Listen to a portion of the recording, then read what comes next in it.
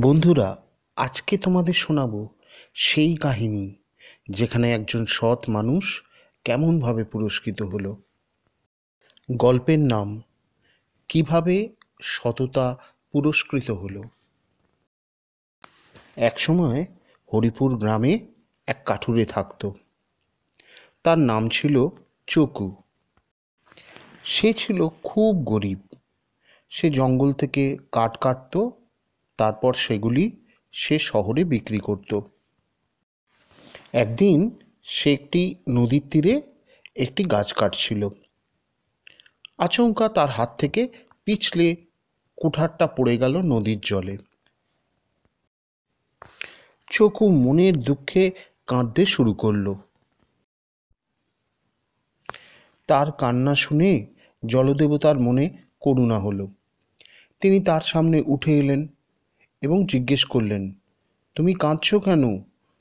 চকু তখন তাকে সব বলল। জলদেবতা ডুব দিলেন এবং উঠে এলেন একটি সোনার কুঠার নিয়ে। তিনি চকুকে জিজ্ঞেস করলেন, এটি কি তোমার? চকু উত্তর দিল, না।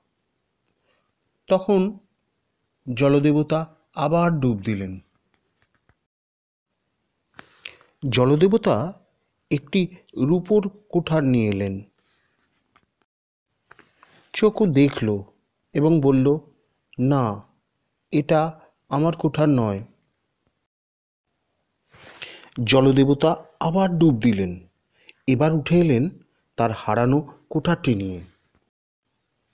চকু আনন্দে চিৎকার করে বলল, এটাই আমার আমার। জলদেবতা খুব খুশি হয়েছিলেন। তিনি বললেন, চকু, তুমি একজন খুব ভালো মানুষ।